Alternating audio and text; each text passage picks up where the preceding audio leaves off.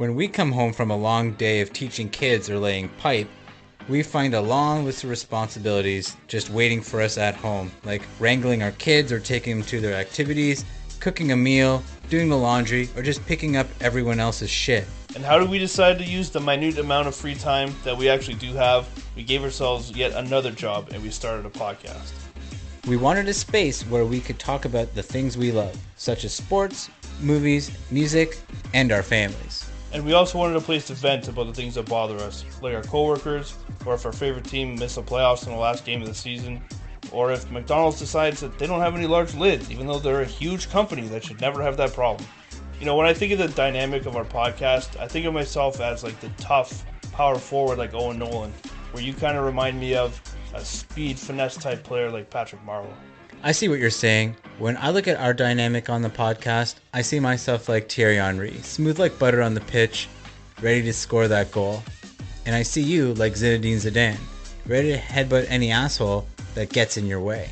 We talk about these topics and so much more on Level the Playing Field. Check us out wherever you listen to podcasts. You only give him a little spark of madness. Followed Mr. Carpenter. What he saw couldn't have been a dream.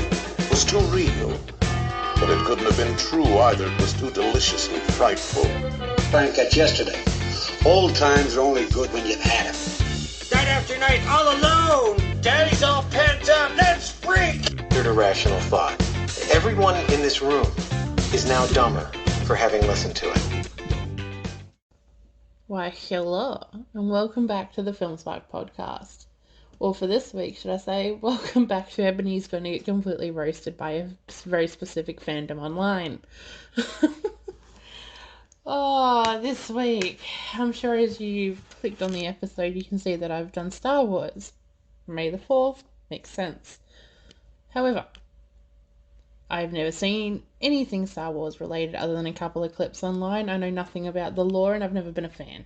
So, this is my first time watching a film.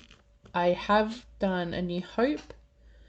I was going to do it in chronological order, but I felt like the release order would make more sense.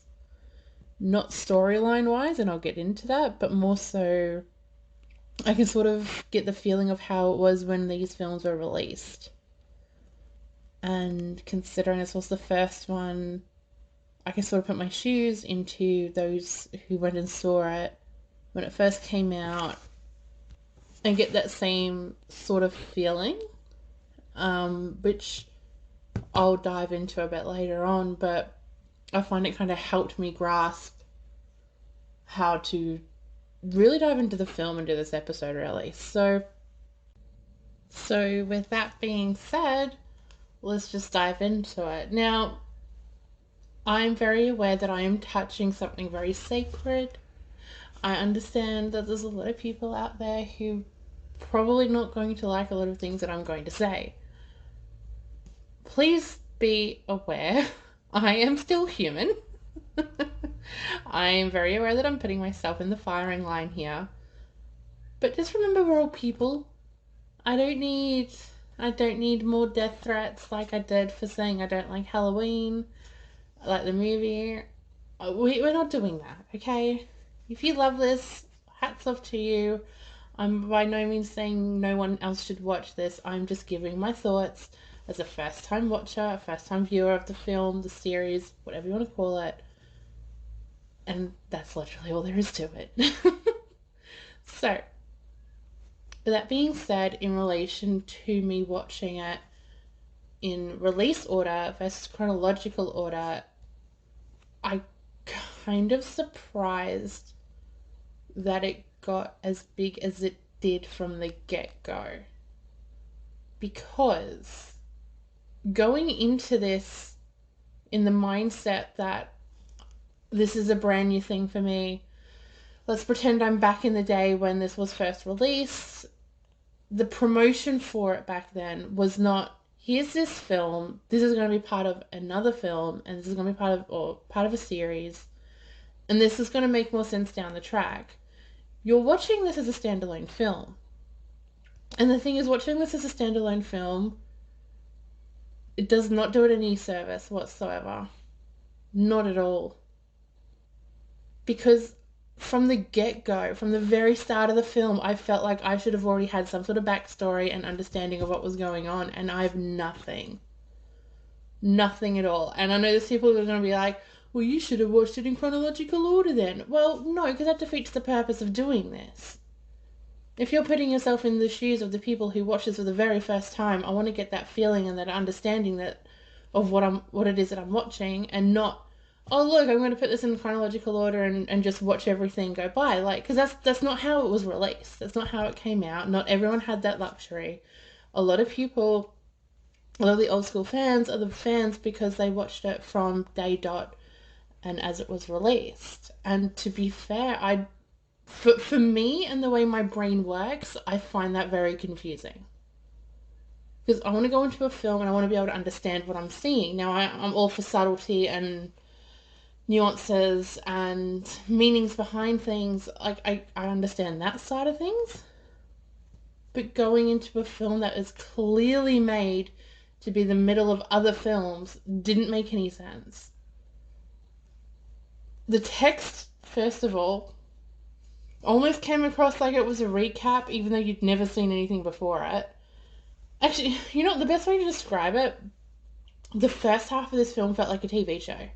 It felt like I sat down on the couch, turned on a TV show, and I was in the middle of a season, hadn't seen anything prior, and I was just going with it.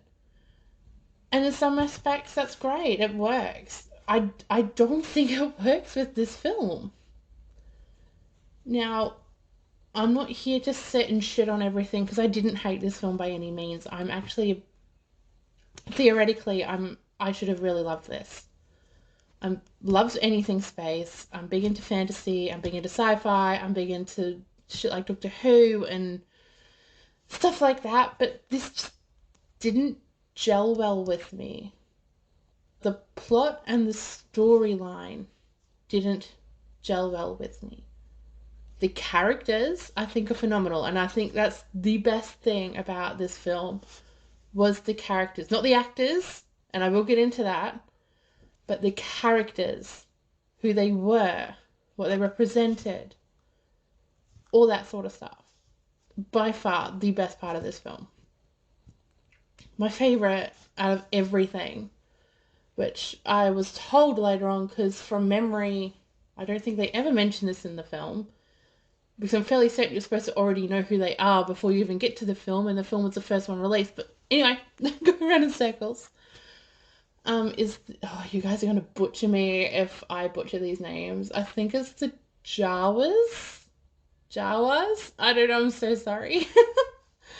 Those little things in the cloaks with the eyes. Oh, love. I want like 100 of them. I want them to follow me everywhere. I want them to do everything for me. I just think they were so fun. They were so cute.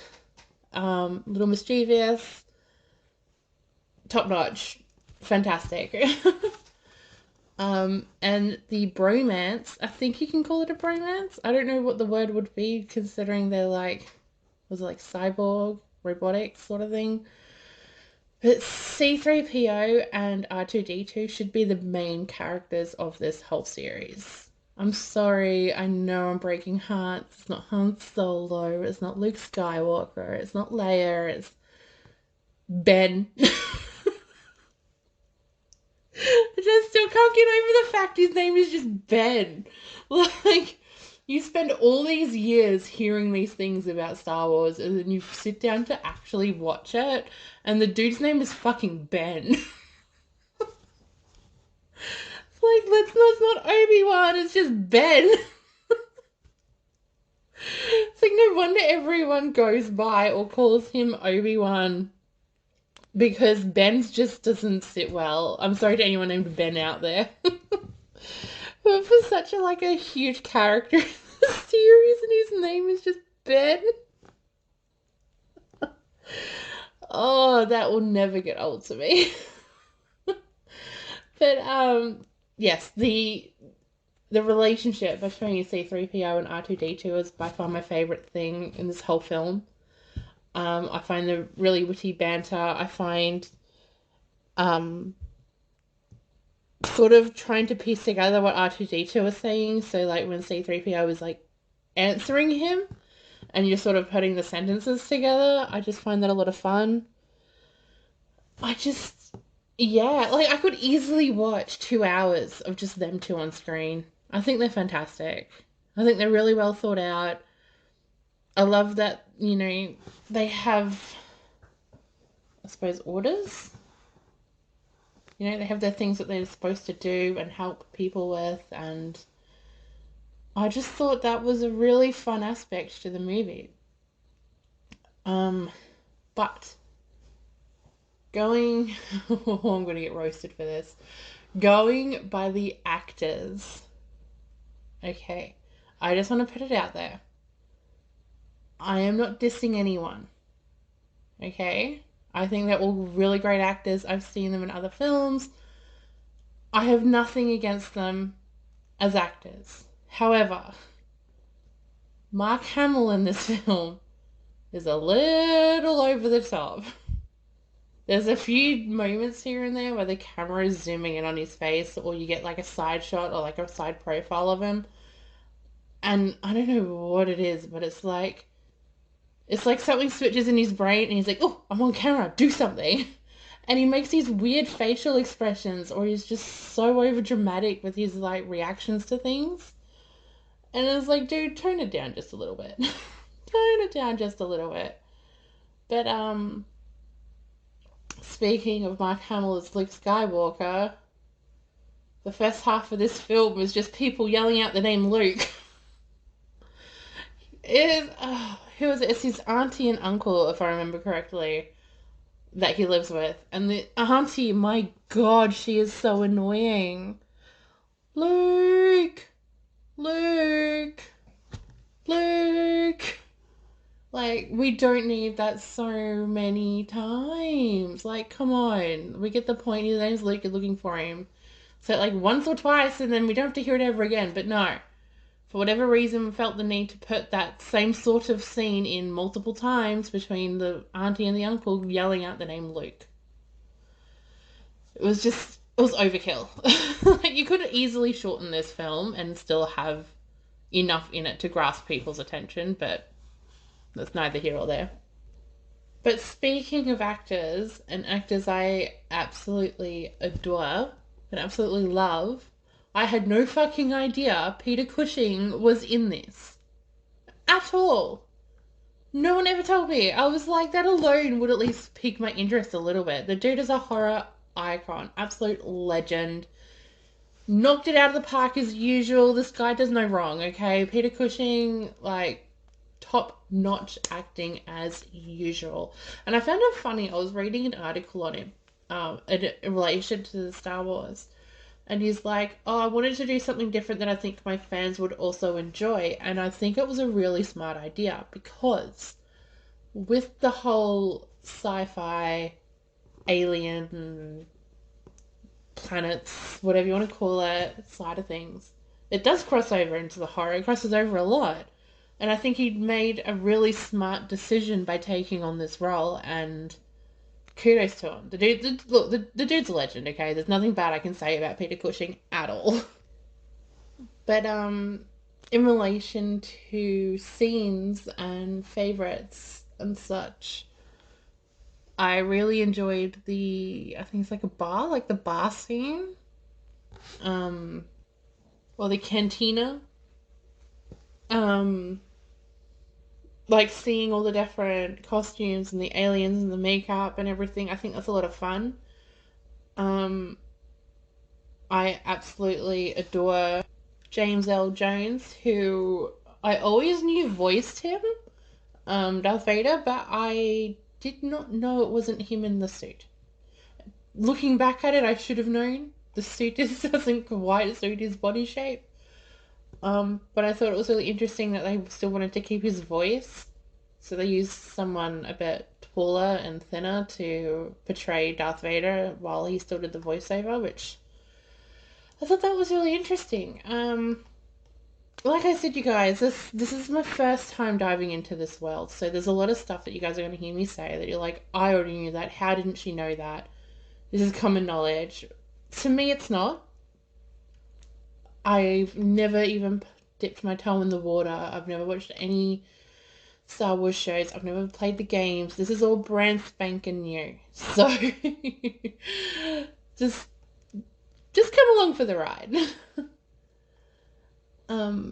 But look, overall, the movie, it's entertaining. It's just, I think my biggest thing going into this was I thought Star Wars was its own original thing. Now get me, hear me out. It was its own original thing if I was to watch it back when it first released. However, watching it back now, it's Harry Potter in space. Like, everything just reminded me of Harry Potter. The storyline, you've got Luke Skywalker versus Harry Potter. You've got, good versus evil, which I get is a standard storyline. But, there's so many, similarities between the two films that it just blew my mind. Including my biggest pet peeve about Harry Potter, which is my biggest pet peeve about this film, is listening to the fucking theme tune on repeat. Can movies stop doing this?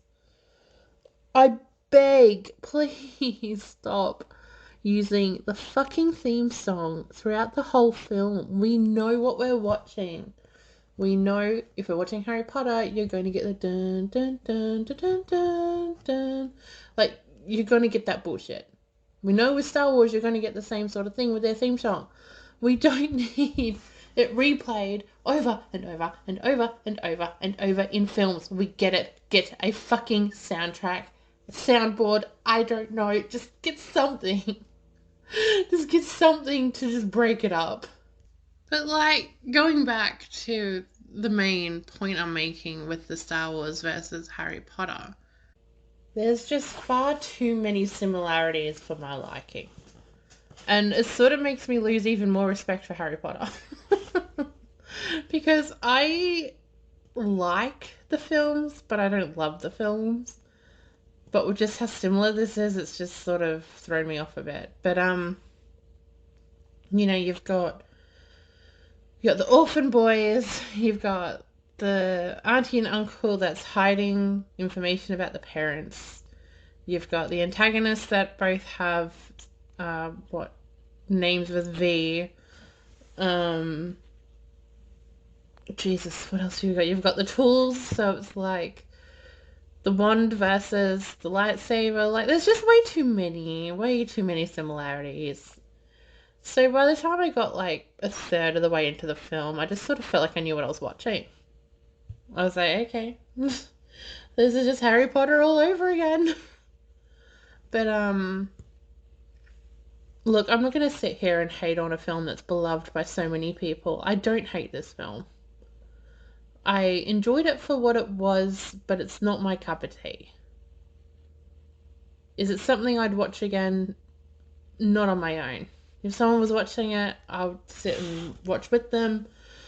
But it's not something I'm going to choose to watch on my own. I think there's a lot of holes. I don't like the fact that they started with a film that's mid of the fucking series franchise. I am genuinely mind blown at how it got as popular as it did from the get-go, because that would have confused the fuck out of me going in. It did now. But look, overall, the story is average. The characters are fantastic. The locations are a lot of fun. The banter is there. I do feel it doesn't really know how serious it's trying to be.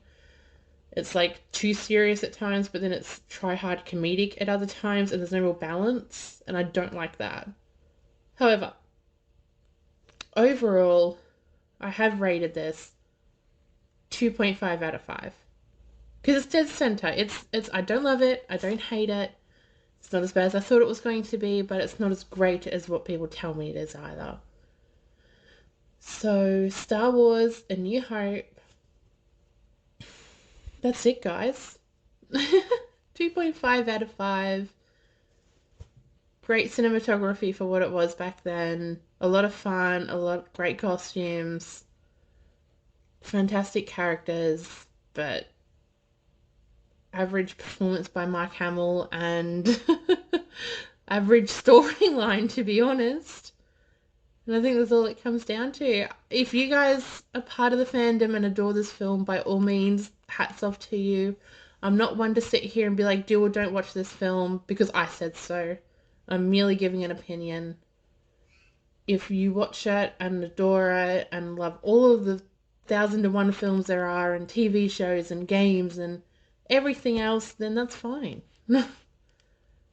I'm not here to shit on you for it. And I'd like to hope, and you hope, that you're not going to shit on me for my opinion of it, but you know what, it's part of the gig, and unfortunately it is what it is. I'd love to hear your feedback. I'd love to know how you guys feel about it. If there's other people out there who don't love this franchise or just this film. As I said, I haven't seen the others. I don't know if I will see the others. But if you are someone who doesn't really enjoy these films or doesn't know these films or doesn't like these films and you want someone to talk to about it but you're afraid to say anything to people because they're going to bite your head off, feel free to come to me. But with that being said, I'm going to leave this at the 2.5 and hope you guys have a fantastic day. This is the 1st of the May. We're up to May now. I cannot believe we're up to May. Holy shit. So, we're up to May, which means next episode is 1 hour photo. Interesting. Something a bit different for this podcast. So, I'm going to leave it at that. You guys are going to hear from me in a few days as opposed to a week because I apologize. I didn't record for last weekend. I was too busy watching this. This kind of consumed me. So I apologize for that, but we're getting back on track. After this 1 hour photo, I'll see you guys for that. Have a fantastic day and you'll hear from me again soon. Bye. You were just listening to the Film Spark podcast for all your film needs and more. Like what you heard? Give us a shot. Follow us on Spotify, Apple, Good Pods and more. Or follow the socials at film_spark_pod. You know what? Just follow us on everything. Check out the link tree. linktr.ee/filmsparkpod. Find us, follow us, give us a shout. We always want to hear from you.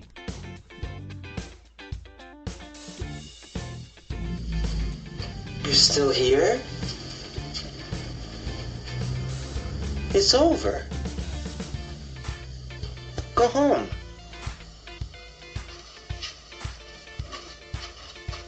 Go.